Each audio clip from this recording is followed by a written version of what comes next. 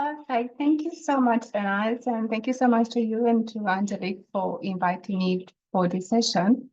I'm such a big fan of you and Sanjam's work. As I wrote in the book article, I mean, the whole work you've been doing, the entire team since the pandemic has been really fascinating. And it's been a very sunshine for many of us, especially during the pandemic. So thank you again for all the work you're both doing and the entire team. And yes, Mumbai was amazing. And I really recommend everyone to attend. And I have to say, for me, I was very sick at the time. I was going through lots of issues personal, but going to the conference, it gave me again the energy to move forward and to continue in the maritime. And sometimes it's not easy, but it was such a amazing feeling of love, unconditional love and support. You know, being with everyone, there was male and female allies. It felt very, very different than a lot of other conferences I have been to. So I really suggest to try to attend the event in November. I think it's again November, right? Yeah, we're between end of October or mid November, but we will be announcing the dates soon. Yeah. I will try to come again. I mean, for me, again, as I said, it was such amazing. Like, I actually cried. Like, me and Birgit were on the table and crying for all the women who were on the stage. So it was well done for an amazing event. Let me share my screen. I have prepared a presentation which I'm going to speak over with some of my share.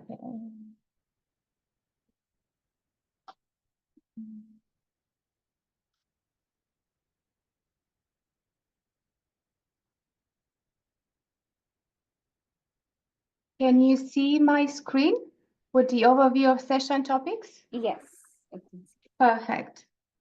So just a quick introduction of today. We're going to talk about diverse career path, the power of a strong elevator, inspiring the next generation, and why fuel cells matters. I promise I won't go into very technicality on the fuel cell.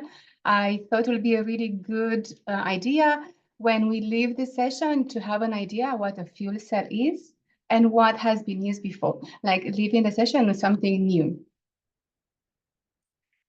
So I am Isabella. I have been in the shipping and trading for almost 3 decades.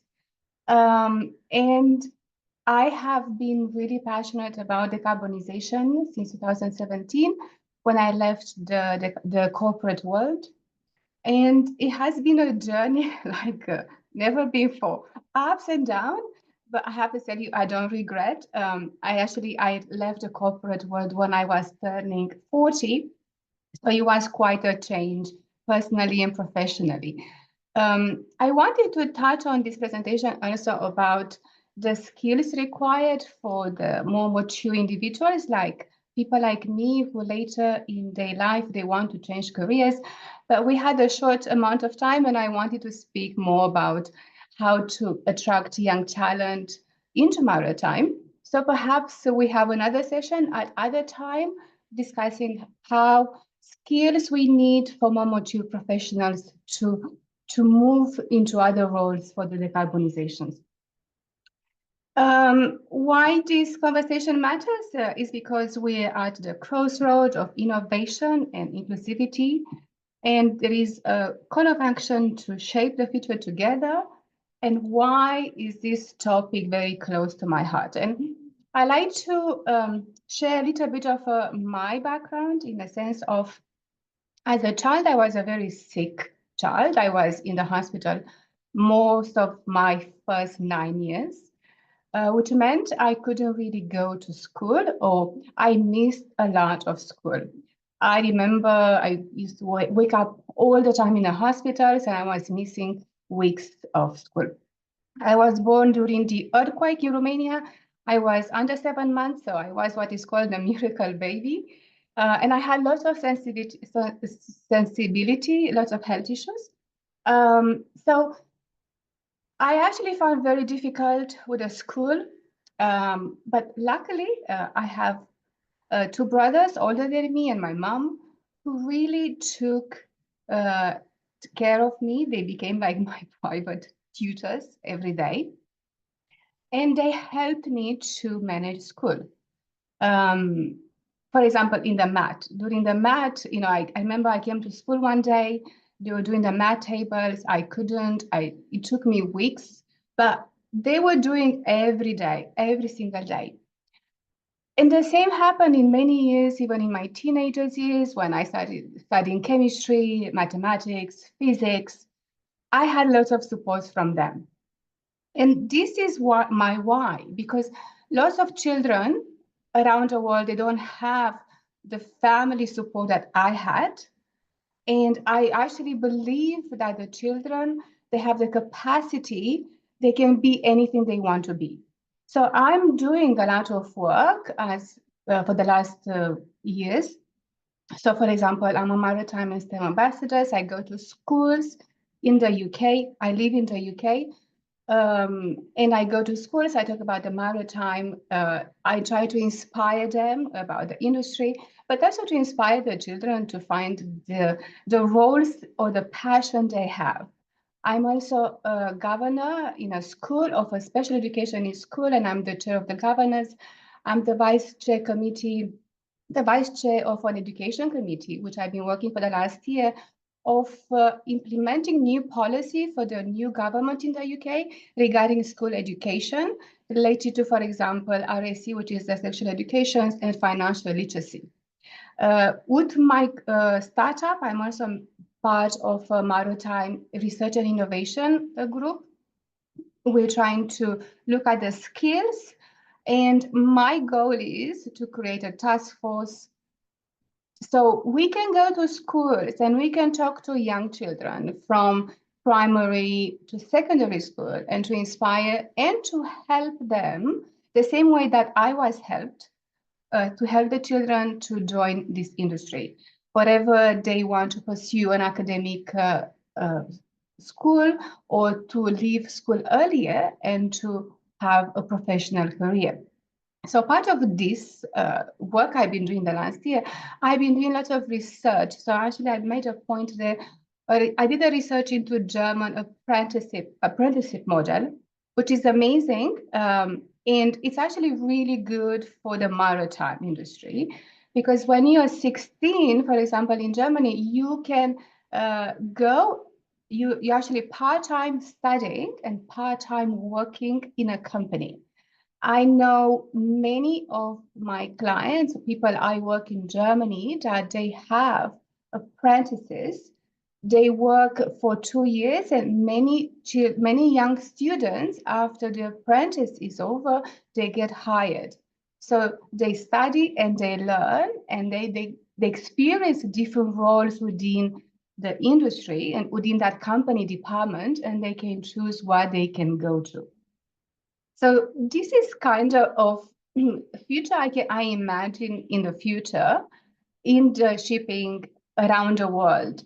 Organizations like shipping company needs to get involved with the children at younger age, going to school, create mentorship, and the schools to partner with companies. Um, so let's take an example in the UK. We may have an organization who has from shipbuilding to academia to universities. Imagine to have people going and mentoring the children into what are the roles and offering opportunities to come to work during the summertime. So for me, it's very important to support the young people to explore these careers in our industry. So here it is a little bit of, I'm pretty sure that everybody is it's aware of what the maritime, but if it's anybody is new, we're talking from the roles in the engineering, shipping and naval architecture, where it needs developing shipping and marine structures, combines creativity with technical expertise to ensure the vessel is safe and efficient and fit for purpose. The shipping and logistics is looking at movement of goods across global trade routes, warehousing, supply chain, its entire activity around there. Then we have maritime law and policy, where we can develop and apply legal frameworks and international regulations to govern all the maritime activities, including shipping contracts and environmental protection and dispute resolutions. Then we have environmental science and sustainability, where we can look at monitoring and improving the environmental impact of maritime operations, working, including on ocean conservation. That is still a part of our industry. Emission reduction and sustainable maritime innovations, which a company like a startup like mine is coming. Port operations and management, which is a day-to-day functioning of ports, cargo handling, vessel traffic coordination, safety compliance. And lastly, but not least most important, is the digital and the AI cybersecurity, which is all what is happening right now. So what do we need to, what skills? So of course, I try to capture few of the most essential one. One being resilience. To me, I think working in the shipping and maritime or commodity, the resilience is one of the most important, because we always have a challenge. We always have a no. So we have to be resilient. We always have to go back and draw from what we learn and move again. If we're not resilient, I think the shipping is not really for us. We need to be able to communicate. One of those parts is the elevator pitch, which we're going to discuss next. I mentioned emotional intelligence and collaboration and empathy, because I think, and I think Tanaz agrees with me, because she posts all the time about kindness, which I'm a big fan. I think we need to have that, and in our industry, we need to support each other. And one of most important from the hand-on, I will say, is the gaining the experience. And I recommend applying for internship during school, during summer holidays. And this, as I mentioned earlier, there are companies who already do that. When I was in Romania, there were not many companies in the field. I couldn't find someone doing this, but I was reading, I was researching, I was trying to understand how it is. So the information is, we have so much information right now. We can actually understand what each role can be if we can't go practical in a company and work. Read a lot, be curious. Use the skills, use the passion that you have. So in school, I loved math, which came very well when I was trading, but I liked chemistry. You know, I studied chemistry 30 years ago. I'm 48 years old, so I studied chemistry when I was 16, and I never used it until I created my startup, because it's a fuel cell, it's technology, and my partners, which are the science and the engineers, sometimes they talk a language I don't understand. The only way we can communicate, so I understand what they are talking, is through chemistry, because it's like we're talking the equation, the waste comes this, the hydrogen goes there. So this is the way I understand the technology. So something I learned 30 years ago that I thought it will never be useful, now it comes in really handy. So whatever we're passionate or like, we need to look at how we can utilize that skill or that thing we have. So if someone likes to design, that can be used in design ships, or crafting, then maybe it's good to be in a shipbuilding. If you like geography, then maybe you're becoming a captain and you can captain the ship, or that. So I think if we can find what we really like, what we're really good, and apply it into our industry will find something that fits really well. And lastly, I mentioned don't shy away from the areas you struggle. Um, and I'd like to give an example. I never liked terms and conditions or contracts. When I started, I was so upset when I had to go through. However, I had to do it, and I done it until eventually it became one of my good skills. So it became something that has saved me so much through all my career because we all sign an employment contract.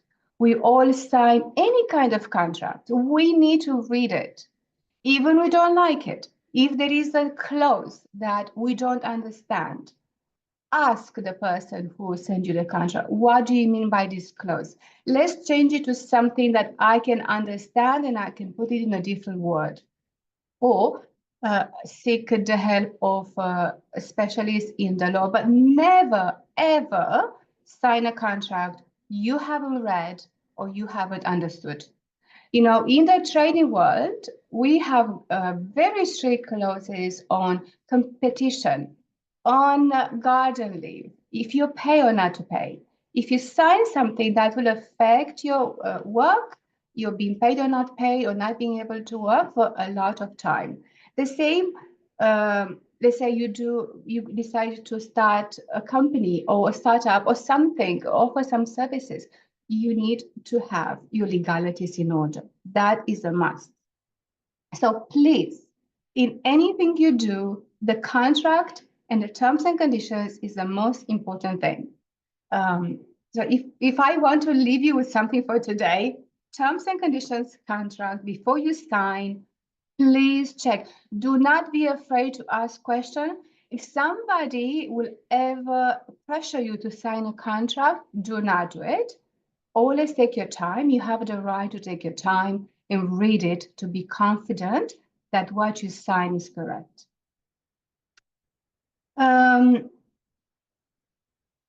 Oh, sorry, I went backwards. Okay, so we're talking about the elevator bit, and so what is an elevator? For me, an elevator pitch is like a verbal business card. Today, nowadays, we don't even give anymore a business card. It's picture, LinkedIn, right? So what we do, how we present, and what we say, it is our business card. We are. So for me, it is always, it has to be brief, compelling, give somebody a snapshot of who you are, your background, your strength, what you want, what is your passion, what you're working to, and it helps you to stand out or to be remembered by. So I put here some things like who you are, the length, spark interest, and you can use it anywhere from meeting someone on at a coffee to a conference or to a big interview. Sometimes we meet people like we don't think it's important, but always we have to be ready.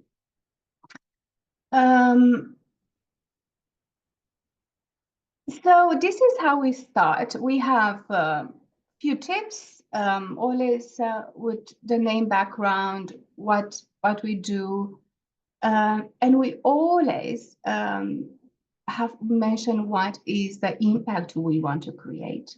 And we have to close something with an action point. And we need to be always to use the words that we are the most comfortable with.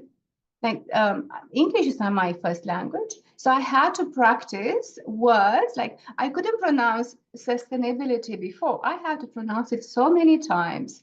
You know, the long words, very like the English, like Romanian, we're Latin, we're so soft.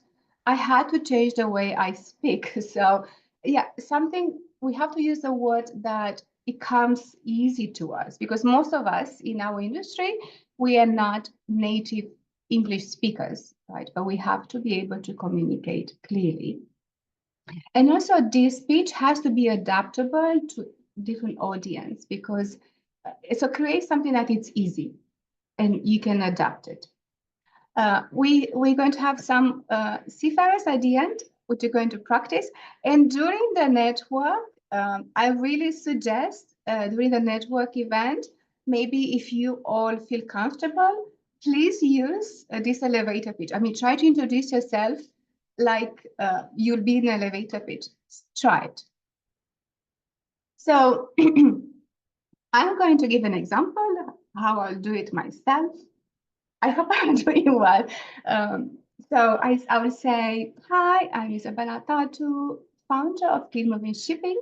I work at the intersection of sustainability, innovation, and maritime technology, focused on bringing clean energy solutions like hydrogen fuel cell into shipping.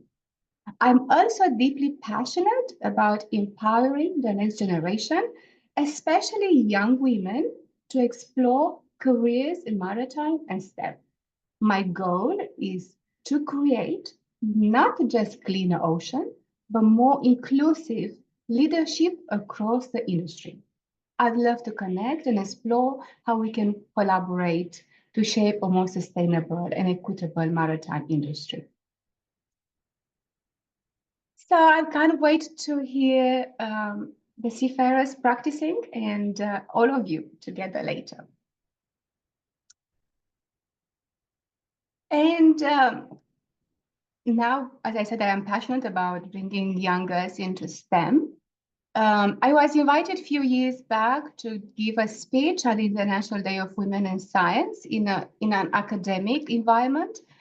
And to part of that, I did a lot of research from academia to hands-on children. And I did age 7 years old boys and girls in school in the UK and in Romania. And I will share some of the stuff, some of the feedback I received. And most importantly, I would like to share with you some paper research.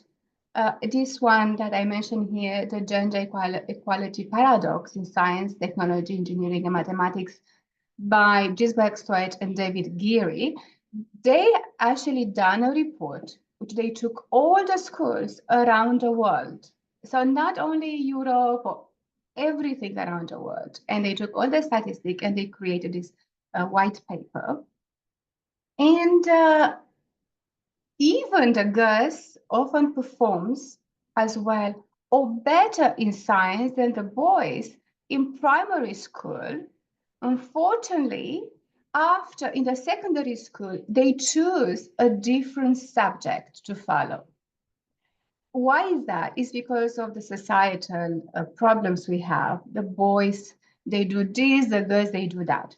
And I will tell you, the same issue came in this work I've been doing for the last year in the UK, which I've been working with different groups, focus groups in the schools in the UK, where we took, there was 14 years old boys and girls, and we analyzed what it means to be a woman, what it means to be a boy, a man, sorry. And the feedback is actually very shocking because even in a country as UK, as developed and as open, they were still considering the same, like, oh, the woman takes the children to school, the woman cooks, the man goes to work, he's wearing suits. Or they had even specific details of what they're wearing, including their moods, and including the fact that men, at the end of the day, they're all stressed, they're all angry. Why they were angry? Because they can't express their feeling. So this is the feedback of a 14 years old in this focus group in school in the UK. And I like to invite you to see, I put a little bit here of a spotlight because even, as you can see, I try actually, I didn't. So the sex differences in pursuit of STEM degrees rose with increasing in national gender equality, which means that even in the country which offer gender equality, they still need open opportunities for them. So what does it mean? The girls need to see role models. They need to have people come into schools and say, yes, I'm a girl, I did this. And this is exactly what the 7 years old girls feedback I received.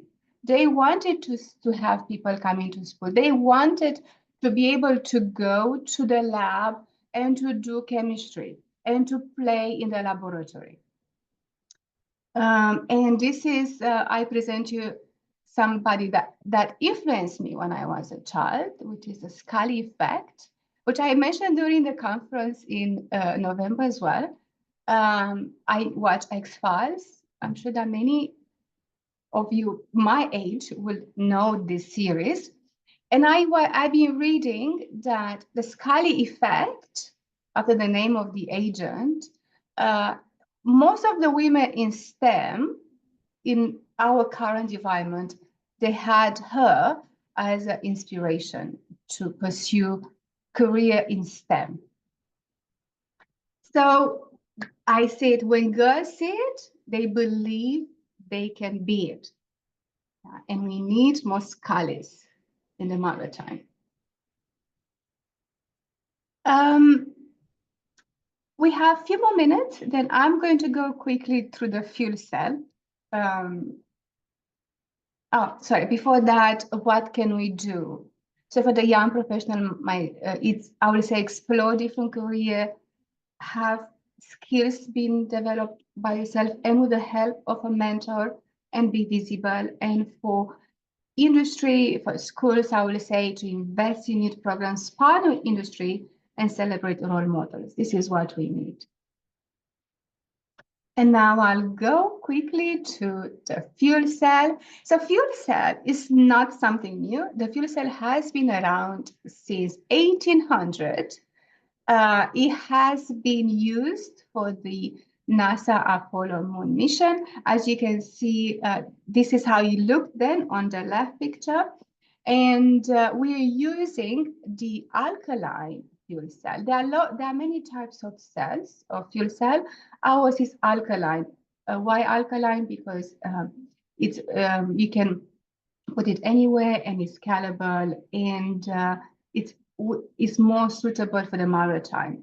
For example, we are doing right now 1 square meter electrode, and the next will be 3 meters, and so on. And these cells were called the Bacon fuel cell after its British inventor, Francis Thomas Bacon. And just to see, there's been already so many uses, as I said, in space, in military. I was reading last week how a German Navy ship is starting using the fuel cell in the cars and in the stationary.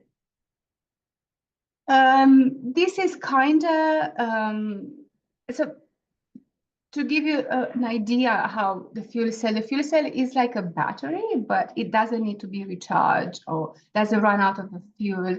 It has 2 electrodes, one negative, one minus, one plus, and it's using a source. Our source is the waste. There's so much waste around the world, so we take in the organic waste.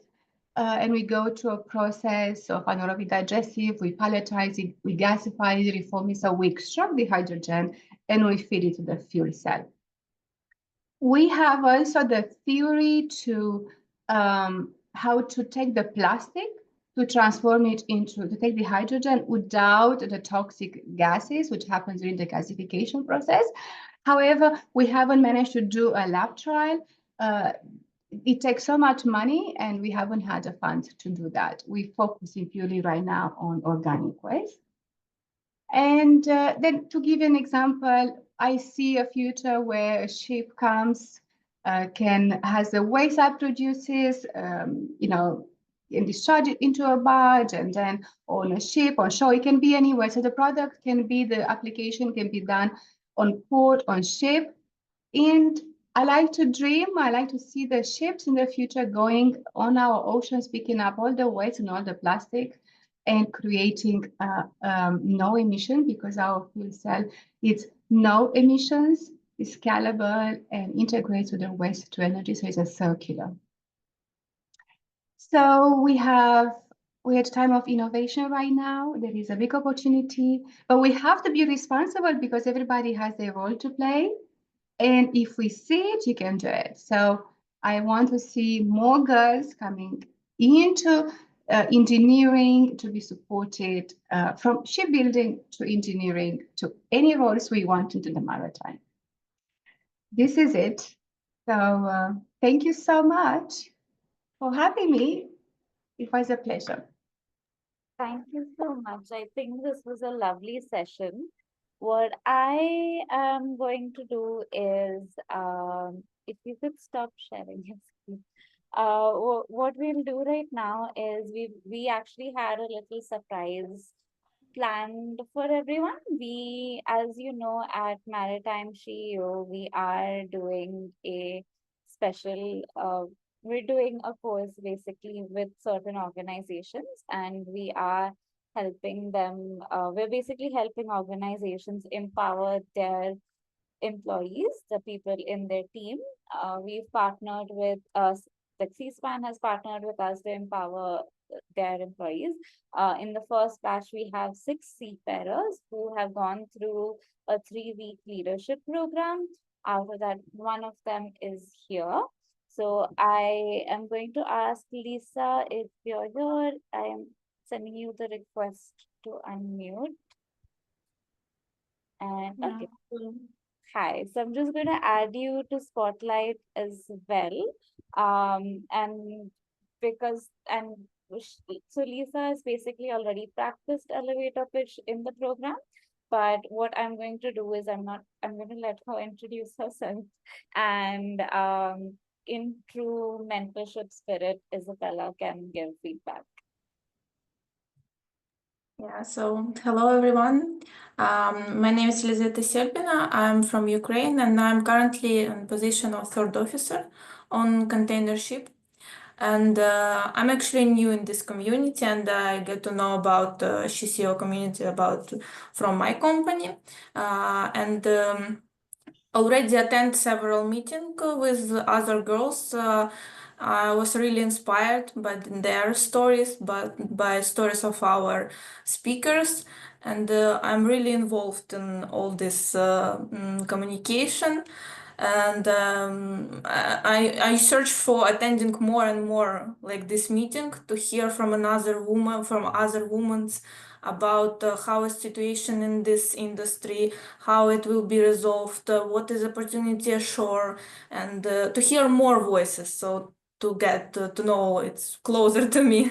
So I'm always eager to learn from experienced professionals like you and I guess everybody who attend this course. And I like to hear your insight. What is one, even like your advices or how you start your road, because for me now I'm in the beginning of my road and I'm still in crossword, like where to go, where to better to put myself.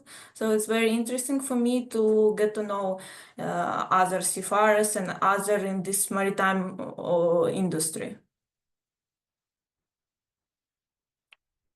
Yeah, and thank you for this meeting. Thank you that you put me on spotlight. I guess I do something like properly. Isabella, why don't you share your feedback? That was really nice. Lovely meeting you as well.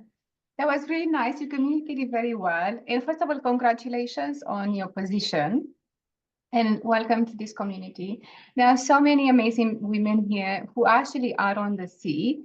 I don't know if you're on the WhatsApp group, but there are lots of ladies there who always they are on the sea, and I'm pretty sure that they can give you tips how to pursue further. I mean, for me, is my advice from my side is always be curious. this is always I done since since I started. And I always look to what other people did, like not only my job, but always looking at learning from watching other people and asking questions. I don't think people they mind, or if then if somebody doesn't want to share, and they don't ask anymore. But I always ask questions, so I'll suggest the same.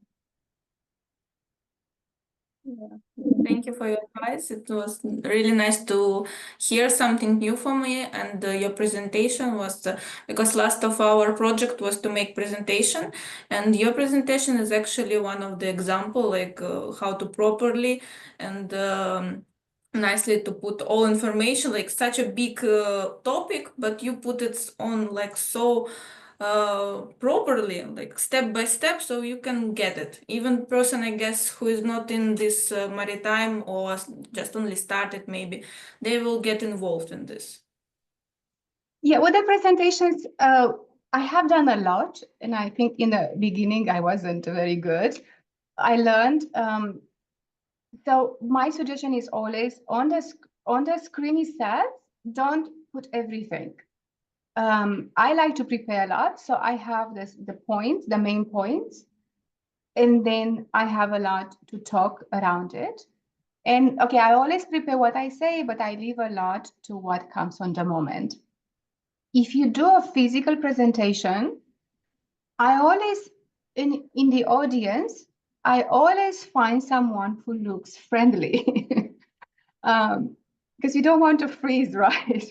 So find someone who has nice eyes, good eyes, kind eyes, and then make contact with that person. Because I'll tell you, if you lose your words or something, seeing that kindness in that person's eyes will help you to overcome that moment of where I am.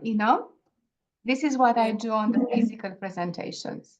Online, it's easier because you're not quite spot on in someone's face, but yeah, online you can prepare more, or maybe online the problem can be the technology can get off, so you have to be able not to share or just talk openly as it happened before.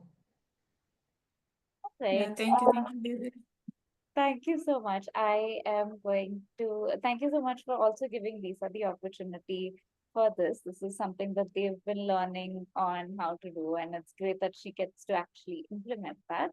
I am also going to ask if anyone else has any questions, whether if we have 2 to 3 minutes that we can spend to answer questions. So in case anyone has any questions, if not, we can just go to the next part of the segment, which is the networking bit. Okay. I don't think we do, but in case you have any, so what we can do is if you have any questions, you can, and you feel shy to ask them now, you can note them down. And in case, so we'll go for the networking round now. And in case you have any questions, we can take it up after the networking round.